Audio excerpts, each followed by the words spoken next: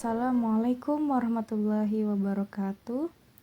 Robbi shrah li sadri wa yassir li amri wahlul 'uqdatam min lisani yafqahu qauli. Baik sahabat muslimah sekalian, seperti yang sudah kita bahas di podcast sebelumnya di bab haid,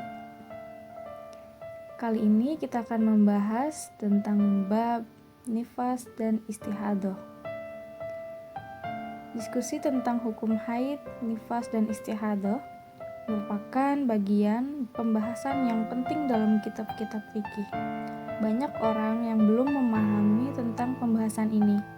Tidak hanya laki-laki, bahkan perempuan sendiri pun terkadang belum mengerti hukumnya. Nah, darah haid seperti yang sudah dibahas di podcast sebelumnya, darah haid itu berwarna hitam, kemerahan, atau sakit atau panas saat keluar. Karena itu dalam kamus as-sihah disebut sebagai ihtadama damun. Artinya adalah darah yang sangat merah sehingga tampak hitam dan dibumbui dengan kata walada atunar. Artinya api itu membakar sesuatu atau terasa panas ya. Lalu masa haid yang paling sedikit adalah kira-kira 1 hari 1 malam atau 24 jam secara terus menerus. Masa yang paling banyak yaitu 15 hari 15 malam. Apabila lebih dari itu maka dihukumi dengan istihadah. Sedangkan umumnya haid adalah 6 atau 7 hari. Masa haid ini sebagaimana hasil riset Imam Syafi'i. Nah, waktu suci yang paling singkat di antara 2 haid adalah 15 hari. Dan tidak ada batasan untuk waktu suci karena terkadang ada seorang wanita yang selama hidupnya tidak mengalami haid. Adapun umumnya waktu suci itu dengan memandang umumnya haid, apabila haidnya 6 hari maka sucinya adalah 24 hari. Apabila haidnya 7 hari maka sucinya adalah 23 hari. Bila seorang perempuan mengeluarkan darah sebelum usia 9 tahun dalam tempo yang tidak cukup untuk haid dan suci di bawah 16 hari, maka darah itu dihukumi darah haid. Apabila kurangnya cukup untuk haid dan suci, maka bukanlah darah haid. Lalu selanjutnya nifas. Kita bahas nifas adalah darah yang keluar dari farji seorang wanita setelah melahirkan, bukan saat bersamaan dengan anak yang lahir atau sebelumnya. Darah yang keluar saat dan sebelum melahirkan tidak dinamakan darah nifas. Nah, jadi udah tahu ya perbedaannya. Masa nifas paling sedikit adalah sesaat yang dihitungkan sejak terpisahnya anak dari vagina. Sedangkan masa nifas yang paling lama adalah 60 hari. Adapun umumnya adalah 40 hari.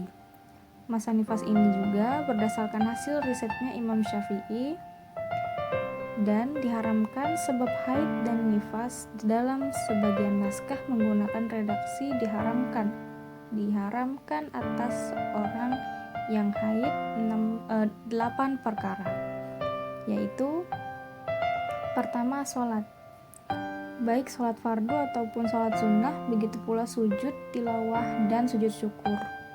Yang kedua, puasa, baik puasa fardu ataupun puasa sunnah. Yang ketiga adalah membaca Al-Quran. Menyentuh mushaf adalah nama dari kalamullah yang ditulis di antara 2 sampul. Selanjutnya, membawa mushaf kecuali dalam kondisi bila ia mengkhawatirkan akan terhinanya mushaf. Nah, masuk ke dalam masjid apabila ia khawatir mengotori masjid disebabkan menetesnya darah. Selanjutnya, bersetubuh dan disunahkan bagi orang yang menjima istrinya yang sedang derasnya mengeluarkan darah untuk bersedekah 1 dinar. Dan bila pada saat tidak derasnya darah, maka disunahkan bersedekah 1/2 dinar. Bersetubuh dengan anggota badan antara pusar dan lutut tidak diharamkan. Istima dengan pusar dan lutut Begitu pula tidak diharamkan istima dengan anggota di atas pusar di bawah lutut. Hal ini mengikuti qaul yang dipilih oleh Imam An-Nawawi dalam kitab syarah Muhadzab. Kitab syarah Muhadzab. Lalu diharamkan atas orang yang junub adalah 5 perkara, yaitu pertama, sholat, baik sholat fardu ataupun sholat sunnah. Membaca Al-Quran maksudnya adalah orang yang tidak dinas atau tidak disalin bacaannya, tidak boleh membaca Al-Quran baik itu satu ayat ataupun satu huruf dengan cara membaca pelan ataupun keras, dan dikecualikan perkataan membaca Al-Quran adalah membaca kitab Taurat atau kitab Injil gitu. Selanjutnya adalah berzikir dengan menggunakan ayat-ayat Al-Quran, maka hukumnya diperbolehkan. Kalau berzikir tidak apa-apa, asalkan tidak dengan tujuan membaca Al-Quran. Selanjutnya, menyentuh dan membawa Al-Quran, karena membawa itu lebih utama untuk diharamkan dibanding menyentuh. Selanjutnya adalah tawaf, baik tawaf sunnah maupun tawaf fardu. Selanjutnya adalah berdiam diri di masjid kecuali dalam kondisi darurat, maka diperbolehkan. Misalnya, orang yang bermimpi keluar mani di dalam masjid dan ia ada uzur untuk keluar dari masjid karena khawatir akan dirinya atau hartanya gitu. Itu baru ada pengecualian. Lalu selanjutnya adapun lewat di dalam masjid dengan tanpa diam di dalamnya, itu hukumnya tidak diharamkan juga tidak dimakruhkan mengikuti qaul as-shah. Lalu berkelilingnya orang junub di dalam masjid itu menyamai orang yang berdiam diri di dalam masjid, maka sama saja hukumnya haram. Baik, selanjutnya diharamkan atas orang yang hadas kecil 3 perkara, yaitu pertama sholat, selanjutnya tawaf dan menyentuh dan membawa mushaf. Begitu pula haram ketiga ini membawakan kantong dan kotak di dalamnya terdapat mushafnya. Dan halal membawa mushaf yang ada di dalam suatu benda atau di dalam suatu tafsir yang tafsirnya lebih banyak dari Al-Qur'annya, atau di dalam dinar, dirham, dan cincin yang pada suatu tersebut diukir dengan lafaz-lafaz Al-Qur'an. Baik,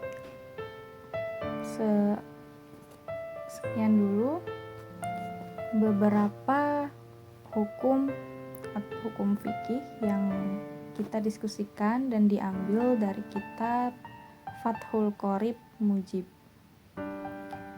Baik, sahabat muslimah sekalian, mudah-mudahan kita tidak ada perasaan puas untuk mencari ilmu, dan mungkin cukup sekian dulu pembahasan kita kali ini, dan jangan lupa tunggu podcast kita selanjutnya, podcast episode yang kelima.